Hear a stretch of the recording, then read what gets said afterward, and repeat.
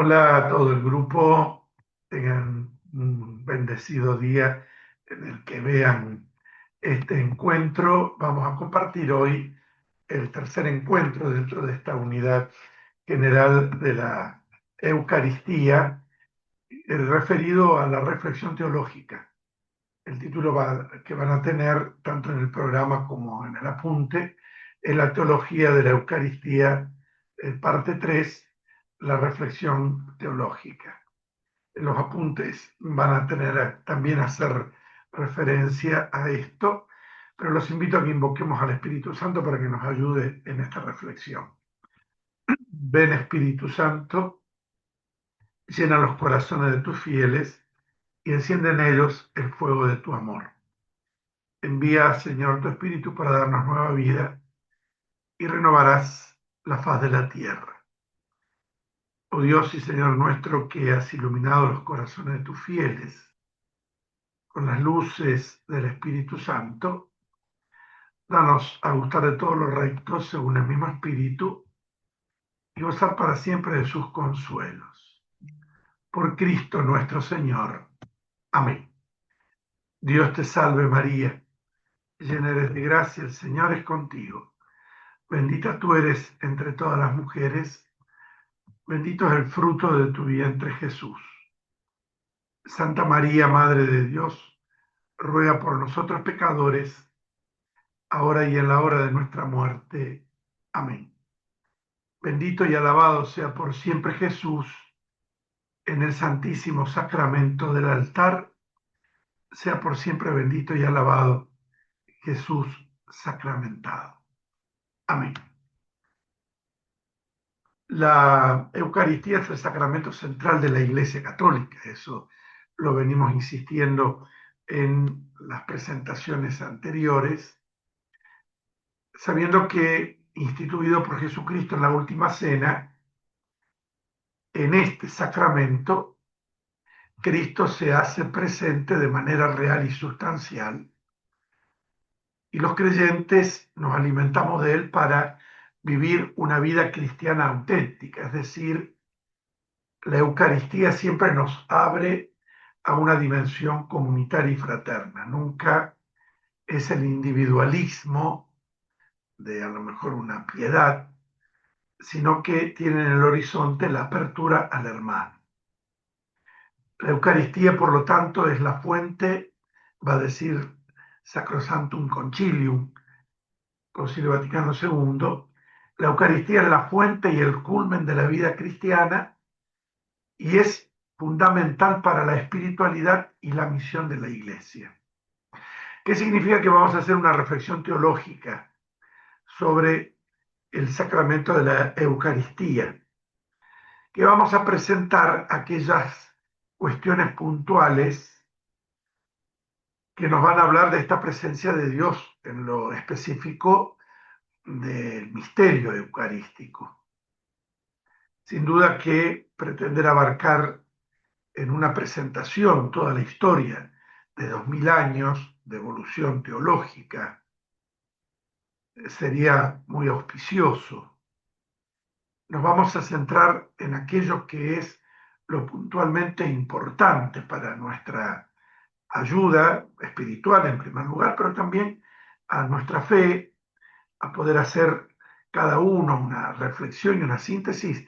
Yo al término de esta unidad les he dejado material para que uno pueda seguir profundizando, pero puntualmente vamos a prestar atención a lo que el catecismo de la Iglesia Católica nos señala sobre el misterio eucarístico. Para comenzar esta reflexión tenemos que hacer un resumen de toda la reflexión teológica a lo largo de estos miles de años, que está puntualizada en tres columnas. La que habla de la presencia real de Cristo, el misterio de la transustanciación, una palabra por allí no tan usada, pero tenemos que aprender a utilizarla y a reflexionarla, ¿no? La transustanciación y lo que en el fondo es el sacramento de la Eucaristía, que es el sacramento de la comunión. Dentro del aspecto de la presencia real de Cristo, el Concilio de Trento, esto está en el Denzinger, que es el libro, el Denzinger es el autor, es el libro que recopila toda la teología dogmática, todos los dogmas de la Iglesia. El Concilio de Trento en 1651, perdón, el Concilio de Trento es anterior, en 1500, pero en el Denzinger está en el número 1651, nos dice que la Eucaristía es la presencia real y sustancial de Cristo, cuerpo, sangre, alma y divinidad. Esto lo afirma de manera dogmática el Concilio de Trento. Esto significa que Cristo está presente de manera objetiva y real en la Eucaristía y no de una manera simbólica y figurativa. Este aspecto tenemos que tenerlo presente, sobre todo en el diálogo ecuménico, porque nuestros hermanos evangélicos, por allí, cuando si alguno tiene relación con algún evangélico, pentecostal, luterano, ellos van a manifestar esta expresión, la manera simbólica y figurativa de Cristo en la Eucaristía. Los católicos sostenemos precisamente lo contrario. Cuando hablamos de la presencia real de Cristo, significa que sostenemos en la fe, dogmáticamente, que Cristo está presente de manera objetiva y real en la Eucaristía. Acordémonos siempre de estas palabras, ¿no? Son palabras teológicas precisamente. Cristo está de manera objetiva y real en el Santísimo Sacramento del altar. Lo que es también decir, lo que sostiene el dogma, que la Eucaristía, la presencia real y sustancial de Cristo, es en cuerpo, sangre, alma y divinidad. Segundo aspecto que se menciona en la teología es el misterio de la transustanciación, es decir, el cambio de sustancia. En la Eucaristía, obra por obra del Espíritu Santo, se realiza este milagro. El pan y el vino se convierten en el cuerpo y la sangre de Cristo sustancialmente, mientras que los accidentes, las apariencias de pan y vino, permanecen. Esto también es sostenido por el Concilio de Trento, dentro del dogma eucarístico. En el Denzinger va a estar en el número 1652. Es decir, que la sustancia del pan y del vino cambian cuando se invoca al Espíritu Santo en la consagración. Este pan ya no es pan, es cuerpo de Cristo. Este vino ya no es vino, es sangre de Cristo. Eso es la transustanciación. Mientras que las apariencias, es decir, los accidentes, permanecen iguales. El pan tiene gusto a pan, color de pan, el vino tiene sabor a vino, tiene el color del vino, pero cambió la sustancia. Esta es una parte filosófica. En la filosofía se estudia que cada ente corporal tiene una sustancia y un accidente. Por ejemplo, el ejemplo que nos ponían siempre en filosofía, la sustancia de la mesa, que sea mesa, que tenga cuatro patas para que se sostenga, una tabla. Los accidentes pueden ser de plástico, puede ser de madera de nogal, puede ser de madera de cedro, puede ser de madera de pinotea. En la Eucaristía, vuelvo a repetirlo, y este es fundamento del misterio eucarístico, del pan y del vino cambia la sustancia, no los accidentes. Y el tercer aspecto de la reflexión teológica sobre la Eucaristía es que la Eucaristía es el sacramento de la comunión. Es decir, la Eucaristía es el sacramento que nos une a Cristo y a los demás. Yo comencé esta reflexión desde esta mirada, ¿no? La Eucaristía no es un sacramento intimista para mí, que me lo guardo, que lo escondo, que me lo reservo. Al contrario, la Eucaristía es el sacramento que al unirme a Cristo me une a los demás creyentes y nos llama a vivir en comunión y amor. Aquello de la primera carta a los Corintios, el capítulo 10. La Eucaristía es un sacramento que nos hace partícipes de la vida divina y nos une a los demás en la fe y en el amor. Capítulo 10 de la primera carta a los Corintios, San Pablo hace mención del cuerpo, toma a la iglesia como cuerpo, cuya cabeza es Cristo, todos nosotros por el bautismo somos miembros, el misterio eucarístico hace que tomemos conciencia de esta realidad, ¿no? Somos partícipes de la vida divina, somos cristificados, se puede decir esta palabra, este adjetivo, cuando yo comulgo, soy cristificado, cuando yo comulgo, soy divinizado.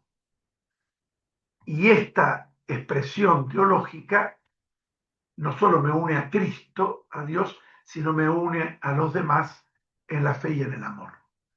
Recuerdo que el padre Cantalamessa, el cardenal Rainero Cantalamessa, predicador pontificio hasta hace un tiempo atrás, tiene una expresión, una homilía sobre el Corpus Christi muy clara, porque dice que siempre en filosofía la naturaleza superior asume la naturaleza inferior para poder subsistir. Por eso la vaquita come la hierba para subsistir. El ser humano come la carne, la vaquita, para poder subsistir. En la Eucaristía, cuando nosotros recibimos el cuerpo de Cristo, la naturaleza superior, naturaleza divina, asume la naturaleza inferior, que es la nuestra, la naturaleza humana. Por eso cuando comulgamos, la naturaleza divina nos asume a nosotros, naturaleza humana, y por eso se puede decir, somos cristificados, somos divinizados.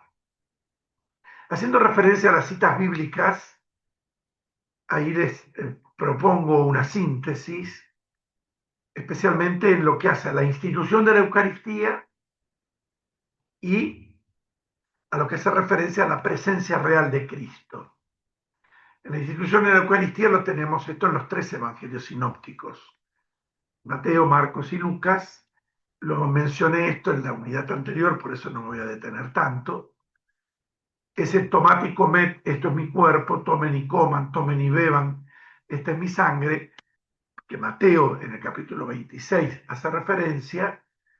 En los evangelios sinópticos, Mateo, Marcos y Lucas, estas palabras de Jesús en la última cena instituyen la Eucaristía y nos muestran la importancia de este sacramento en la vida cristiana. Ese imperativo, tomen y coman, esto es mi cuerpo, tomen y beban, esta es mi sangre, teniendo en la mano el pan y teniendo en la mano un cáliz con vino, son palabras de institución de este modo real en el que Cristo permanece entre nosotros. San Pablo, también en la carta a los Corintios, capítulo 15, va a recordar esto y va a decir, lo que yo recibí, a mi vez lo transmito. Señor Jesús, en la noche de la última cena, tomó pan, tomó el cáliz con vino y lo entregó a sus discípulos diciendo, esto es mi cuerpo, esto es mi sangre. Allí está la institución de la Eucaristía. El hagan esto en memoria mía hace referencia a los apóstoles en cuanto a ministros de esto que tienen que administrar. Es decir, si la primera parte hace referencia a la institución de la Eucaristía, el hagan esto en memoria mía hace referencia a la institución del sacerdocio en atención a celebrar la Eucaristía. Y en cuanto a la cita bíblica de la presencia real de Cristo, tenemos todo el capítulo 6 de San Juan. Recordemos que San Juan tiene un evangelio temático. Por cada capítulo va tocando un tema. Capítulo 6 es el evangelio del discurso del pan de vida. El que come mi carne y bebe mi sangre, permanece en mí y yo en él. Y está toda esta teología bíblica en orden a que en la Eucaristía, con estas palabras de Jesús, nos muestran la importancia de la comunión sacramental y la unión con Cristo, porque allí está su presencia real. ¿Qué quiere decir presencia real en la teología? Que la presencia del Señor es concreta, no es simbólica, no es un signo. En la Eucaristía no recibimos un pan bendito, como el pan de San Antonio, el pan de San Cayetano. En la Eucaristía, la presencia de Cristo es cuerpo, sangre, alma y divinidad, es decir, realmente presente, concretamente presente, teológicamente presente, sacramentalmente presente. El Concilio de Trento es el que define, dentro del magisterio de la Iglesia, es el que define la doctrina de la transustanciación y la presencia real de Cristo en la Eucaristía. Yo les mencionaba los números del Denzinger, es este libro donde está la recopilación de todos los dogmas. Este concilio, el Concilio de Trento, fue fundamental para clarificar la doctrina católica sobre la Eucaristía, no solo sobre la Eucaristía. El Concilio de Trento establece los 7 sacramentos, la materia y la forma de cada sacramento. Especialmente en respuesta al Concilio de Trento a las críticas de la Reforma Protestante, porque Lutero es uno de los que sostiene que la presencia de Cristo en la Eucaristía es a modo de símbolo, no es real. Por lo tanto, ahí diferimos totalmente de las líneas evangélicas acerca del misterio de la Eucaristía. Algo interesante, el Papa Pablo VI, San Pablo VI, en la Mysterium Fidei, va a destacar la importancia de la Eucaristía en la vida de la Iglesia. Si bien los papas remarcan esto, ¿por qué lo citamos a San Pablo VI? Porque es el papa que después del concilio vuelve a manifestar estas cuestiones teológicas y sacramentales de la Eucaristía, ¿no? Y no solamente subraya la importancia de la Eucaristía en la vida de la Iglesia, sino que también destaca la necesidad de una comprensión profunda de este sacramento. De esto tenemos que insistir mucho en la catequesis. Tenemos que subrayar mucho la enseñanza desde nuestros niños, porque hay que aprenderlo y enseñarlo con exactitud, porque si no tomamos que la Eucaristía es un pan bendecido y no llegamos a lo profundo de este sacramento. Es esencial para la vida cristiana. De allí la importancia de la comprensión profunda de este sacramento. San Pablo VI nos muestra la importancia de la Eucaristía en la vida cristiana, pero también hace una invitación a profundizar nuestra comprensión de este sacramento. Pero tengo interés que pasemos al catecismo católico, ¿no? Yo en el apunte ahí les detallé los puntos que sintéticamente les voy a presentar ahora en esta unidad.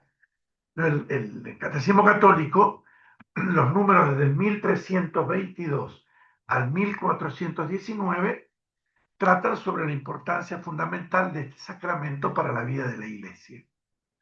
Y hace una presentación ordenada de la reflexión teológica del mismo para nuestro estudio y reflexión. ¿Qué significa una presentación ordenada? Que va destacándonos aquellos elementos o verdades de fe que son fundamentales para nuestra comprensión de la Eucaristía. El Catecismo Católico comienza con un número en 1322 y 1323 muy interesante. Nos dice: la Sagrada Eucaristía culmina la iniciación cristiana. Recordemos que nosotros en este taller de diplomatura de teología litúrgica, hemos visto los sacramentos de la iniciación. El catecismo va a decir, la Eucaristía culmina la iniciación cristiana. Y sigue diciendo, los que han sido elevados a la dignidad del sacerdocio real, es decir, todos los bautizados, y configurados más profundamente con Cristo por la confirmación, sacramentos de la iniciación, participan por medio de la Eucaristía con toda la comunidad en el sacrificio mismo del Señor.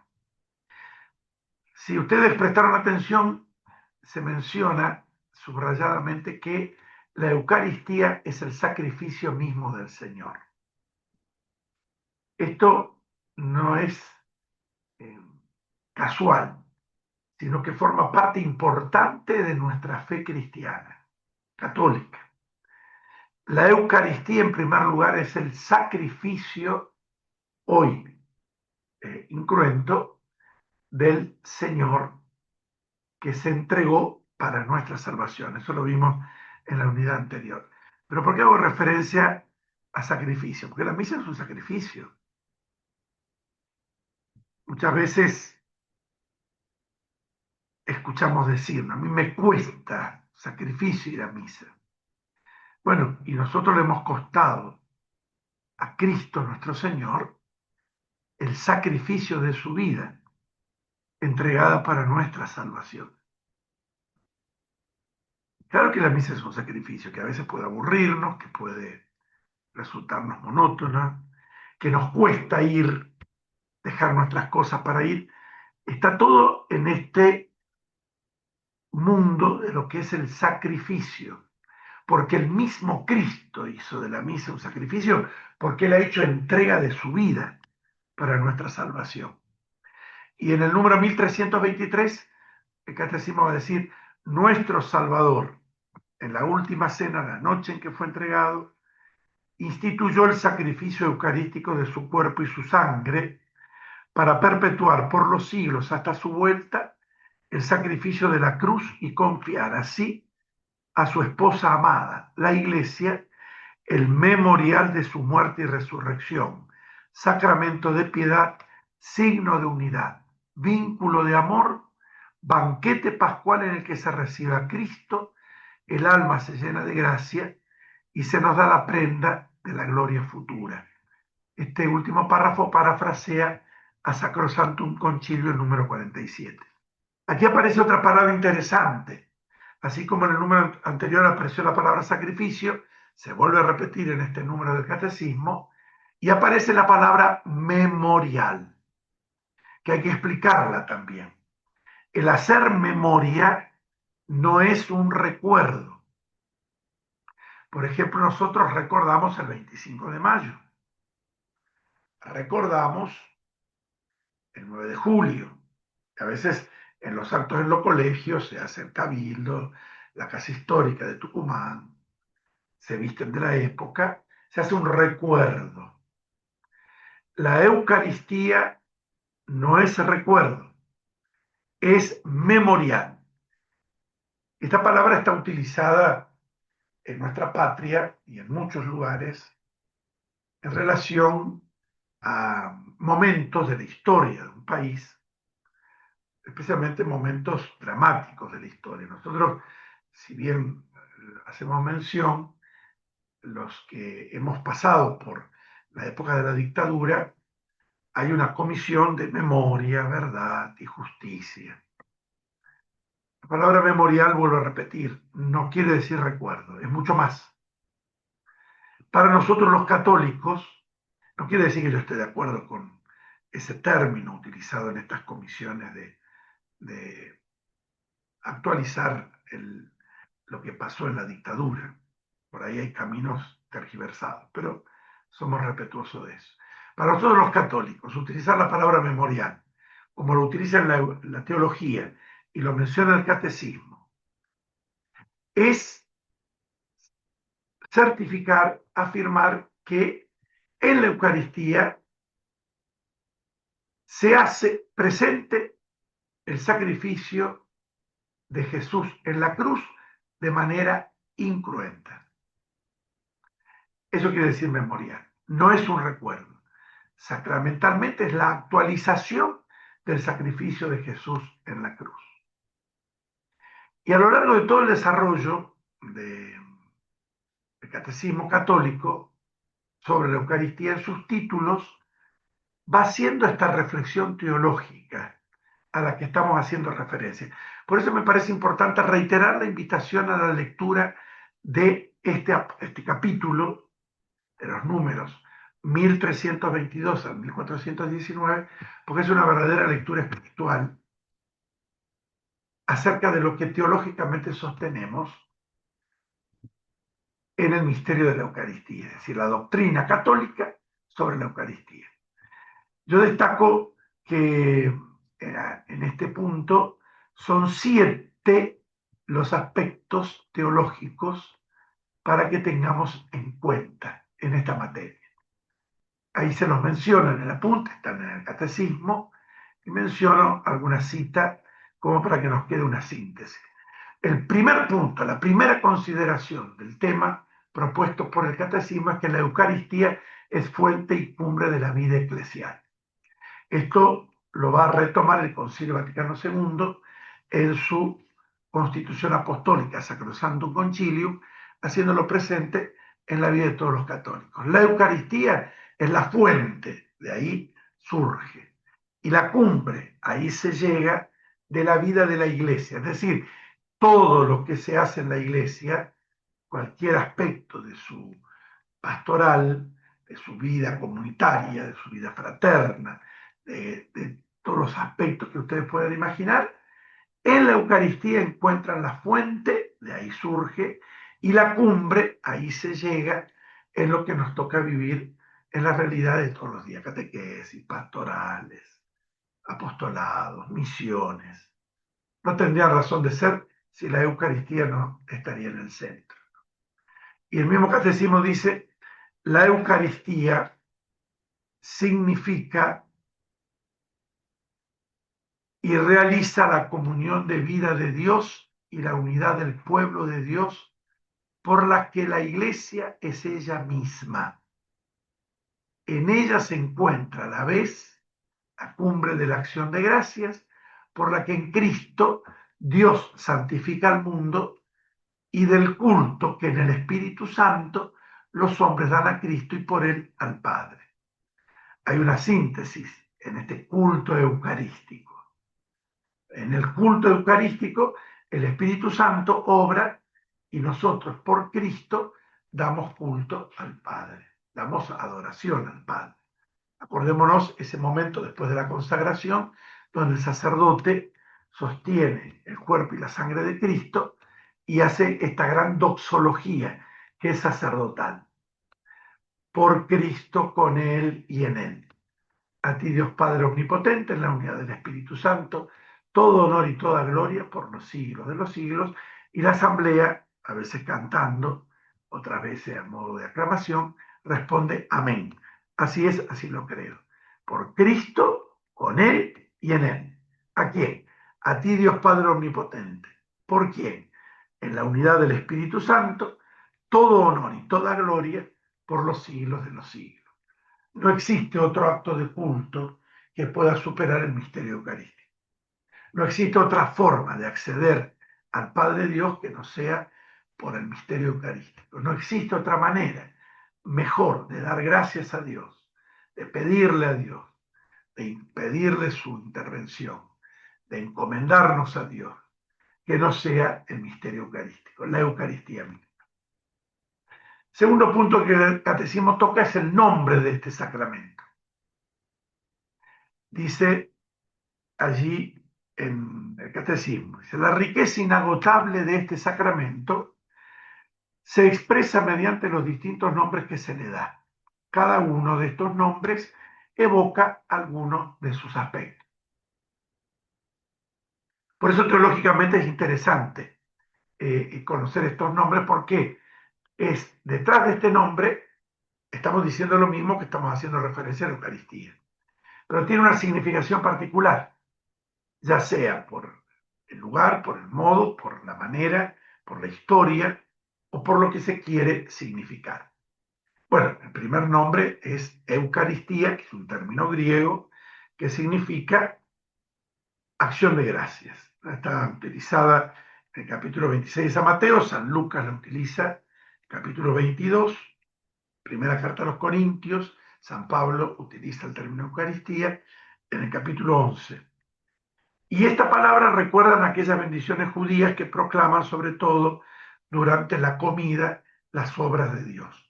La creación, la redención y la santificación. Son las tres grandes manifestaciones del obrar de Dios. Creación, redención y santificación. Eso quiere decir Eucaristía como acción de gracia.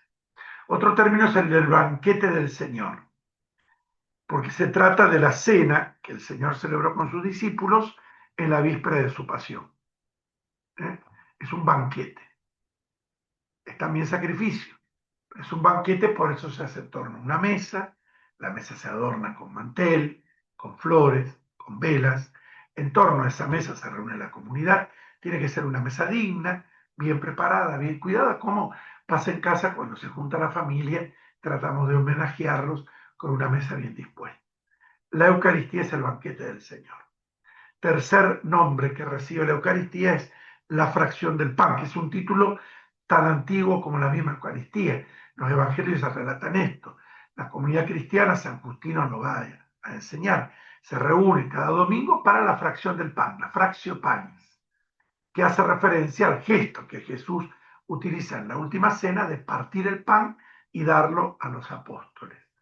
La fracción del pan es un texto, vuelvo a repetir, que aparece en los mismos evangelios y toda la primera época cristiana se reconocía a la Eucaristía con este título. Se reunían para la fracción del pan. Allí se significa que todos los que comen de este único pan partido, que es Cristo, entran en comunión con Él y forman un solo cuerpo en Él.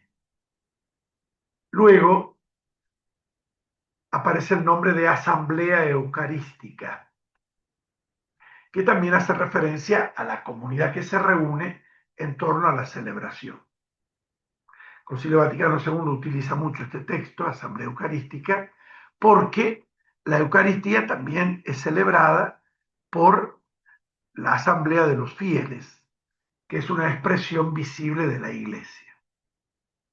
Otro título es el de Memorial, ya lo hice referencia antes, es actualizar con la fuerza del Espíritu Santo, con la gracia del Espíritu Santo, con la fuerza del sacramento, hacer aquí y ahora lo mismo que Jesús hizo de manera cruenta, ahora incruentamente es realizado el sacrificio de Jesús en la cruz. Santo sacrificio, otro nombre, porque hace referencia al sacrificio de Jesús en la cruz. Santa y divina liturgia, esto lo utilizan los orientales, este término. Acordémonos que la liturgia hace referencia a la relación del hombre con Dios.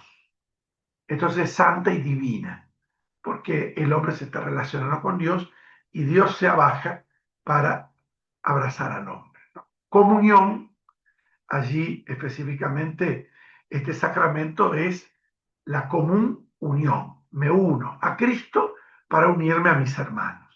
San Pablo va a insistir en esto cuando nos habla de el que come el cuerpo de Cristo no estaría yendo en la verdad, caminando en la verdad, si no se da también a los hermanos, ¿no?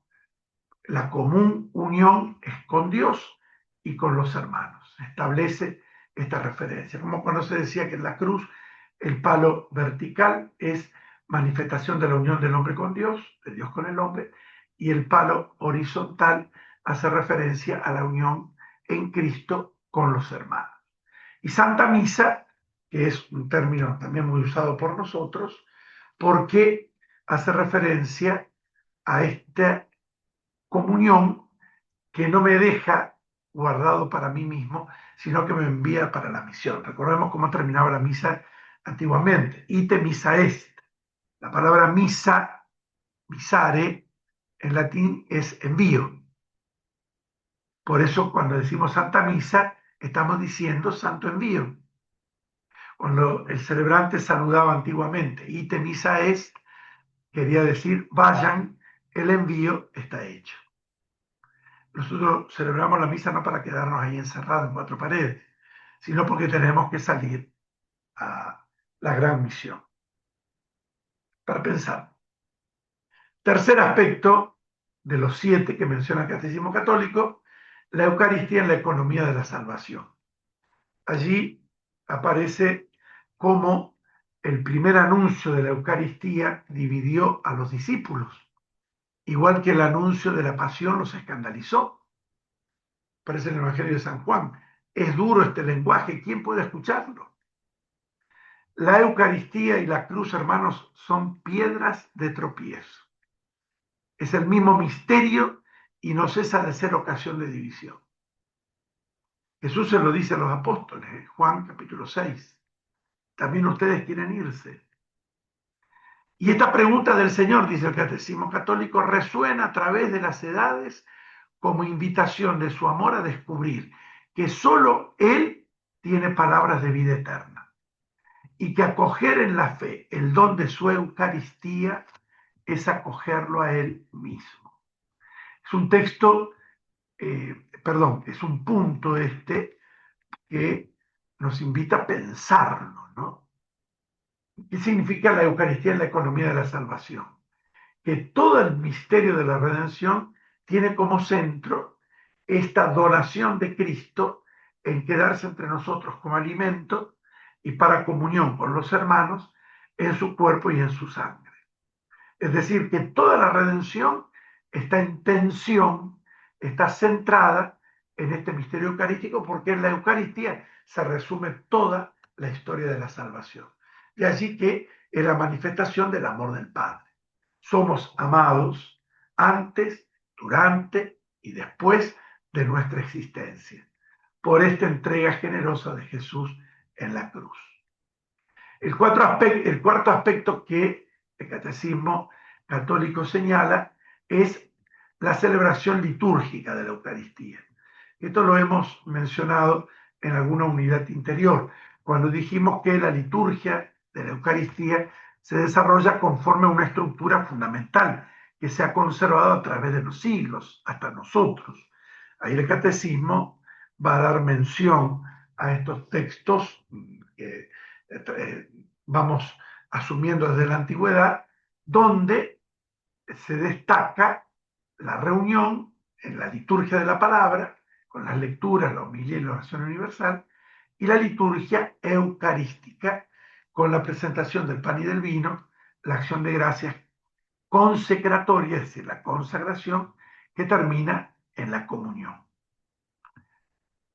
El quinto aspecto de esta reflexión teológica hace referencia al sacrificio sacramental. Va a hacer referencia a esta acción de gracias, que ya hice, lo expliqué con anterioridad, acción de gracias, memorial y presencia, ¿no? Ahí el catecismo va a decir, en este aspecto, esta consideración, ¿no? Esperen que la encuentro. Aquí está. Dice así, la misa es a la vez e inseparablemente el memorial sacrificial en que se perpetúa el sacrificio de la cruz y el banquete sagrado de la comunión en el cuerpo y la sangre del Señor. Pero la celebración del sacrificio eucarístico está totalmente orientada hacia la unión íntima de los fieles con Cristo por medio de la comunión. Comulgar es recibir a Cristo mismo que se ofrece por nosotros. Es decir, lo que tocábamos en el punto 5, el sacrificio sacramental, la acción de gracia, memorial y presencia, se prolonga en el banquete pascual, porque allí ese memorial se hace comida para que nosotros al comulgarlo recibimos a Cristo mismo que se ofrece por nosotros y nos envía a los demás. Y por último, el séptimo aspecto de la reflexión teológica es la Eucaristía, anticipo de la gloria futura. Es muy lindo este número porque nos habla de este signo de esperanza, ¿no? Esta gran esperanza, la de los cristianos, de los cielos nuevos y la tierra nueva, en los que habitará la justicia, hace referencia a la segunda carta de Pedro. En efecto, cada vez que se celebra este misterio, se realiza la obra de nuestra redención y partimos un mismo pan que es remedio de inmortalidad, antídoto para no morir, sino para vivir en Jesucristo para siempre. Es un texto de San Ignacio de Antioquía esto, ¿no? Él dice, la Eucaristía es remedio de inmortalidad, un término muy lindo espiritualmente, ¿no? Y es antídoto para no morir, para pensarlo, ¿no? Cada vez que comulgamos estamos recibiendo un remedio, no un premio, no una medalla al mérito, es un remedio la Eucaristía y es un antídoto para ese veneno que tenemos adentro, que el pecado original inoculó en la vida, en la naturaleza humana, que es el veneno del pecado, que nos hace morir. Precisamente la Eucaristía es el antídoto a este veneno. Y por este remedio y por este antídoto vivimos en Jesucristo para siempre. Es por eso que termina esta reflexión teológica del catecismo. La Iglesia recomienda vivamente a los fieles que reciban la Sagrada Comunión cada vez que participan en la celebración de la Eucaristía. Y nos impone la obligación de hacerlo al menos una vez al año. En el precepto de comulgar, confesar para Pascua de Resurrección. Ahí la Iglesia lo ha hecho precepto, pero recomienda vivamente. Recordemos que antiguamente la comunión se hacía al último tiempo de la misa. Perdón, al último tiempo de la vida. La comunión era un viático. Así como se daba la extrema unción, se daba la comunión para el último camino hacia la vida eterna. Luego Pío X establece la comunión a temprana edad de los niños y allí abre la puerta para la comunión frecuente. También el concilio va a afirmar esto, la comunión frecuente, y sobre todo recordar que hay un precepto, que es al menos una vez al año para Pascua de Resurrección, la confesión y la comunión. Hay muchos todavía que tienen esta conciencia de nuestros abuelos, donde se comulgaba una vez al año. Entonces no hay forma de catequizar, o sea, de recibir, que reciban, que se puede comulgar cada vez que uno participa de la misa. Porque en esas oportunidades solamente comulgaba el sacerdote en la misa. Luego, el Papa, vuelvo a repetir, el Papa Pío X establece la comunión frecuente, abre la puerta, pero concientizar de esto es todo un trabajo, un camino, ¿no? Bien, les deseo que cuando leamos el Catecismo Católico, no quiero extenderme más, esta reflexión teológica la podamos ir haciendo también espiritualmente en cada uno de nosotros, porque nos va a hacer bien destacar, prepararnos para la misa, valorar la misa, entender el misterio eucarístico y habilitarnos para el último tema, que es precisamente la adoración eucarística, el culto eucarístico, la espiritualidad eucarística manifestada en muchas formas. Lo vamos a ver en la última unidad. Amigos, les dejo una tarea que es hacer una reflexión sobre la importancia de la Eucaristía en tu vida cristiana, cómo podés vivir una vida más eucarística, qué cambios podés hacer para profundizar tu relación con Cristo en la Eucaristía. Es una reflexión personal, ¿no? Que nos ayude a hacer una síntesis de todo esto. Después hay un punto ahí que dice investiga sobre la historia de la Eucaristía en la iglesia primitiva. Es sobre todo para que nos quede claro cuáles son los signos que permanecieron siempre. Aunque se hayan cambiado los ritos o haya varios ritos, sin embargo, en las prácticas y en las tradiciones, los signos esenciales se mantienen. ¿Cuáles son esos? Sí, podemos hacer también una averiguación para escribirlo en no más allá de una página del formato A4. Y les dejo la bibliografía o el material de la consulta, ¿no? Sin duda que está el catecismo. Después está la exhortación apostólica después del sínodo. Hubo un sínodo, el Papa Benedicto XVI convoca al sínodo de la Eucaristía y en el año 2007, fruto de ese sínodo, nos deja el documento Sacramentum Caritatis, el sacramento de la caridad. Interesante, parte de lo que yo les puse está ahí en esa exhortación apostólica. Hay un documento de los obispos argentinos, de la Comisión de Fe y Cultura en el año 93, preparando el Congreso Eucarístico del año 94, que se llama Eucaristía, Evangelización y Misión, que toca toda esta temática de la Eucaristía, el comulgar, para estar abierto a la necesidad de los hermanos. Y de un teólogo liturgista, el padre Dionisio Dorobio, Pastoral de los Sacramentos, que ahí también hace referencia al sacramento de la Eucaristía en estos aspectos teológicos. Bueno, les deseo una buena lectura, un buen trabajo, gracias por el aguante y nos disponemos al último punto sobre esta unidad que, si Dios quiere, va a ser sobre la espiritualidad eucarística. Que Dios los bendiga, que la Virgen Santa los cuide y los proteja siempre. Hasta la próxima, si Dios quiere.